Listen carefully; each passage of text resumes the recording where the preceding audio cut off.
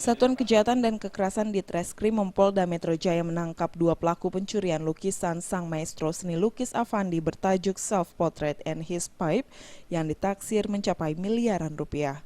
Namun sayang, lukisan tersebut belum dapat diamankan karena sudah dijual oleh pelaku ke seorang pecinta lukisan di Hong Kong. Saat ini pihak kepolisian sedang bekerja sama dengan Interpol untuk mengambil kembali lukisan tersebut. Aslinya ini oleh saudara I ini dijual sudah sampai ke beberapa orang, bahkan kita temukan indikasi bahwa barang itu masih berada di Hong Kong yang aslinya. Dan kami akan kerjasama dengan pihak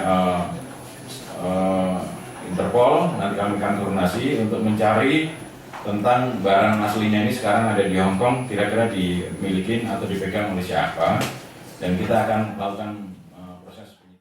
Para tersangka yang merupakan pekerja di rumah korban yang memiliki lukisan tersebut, sebelum mencuri lukisan mahal tersebut, para pelaku mereplika lukisan dan menukarnya.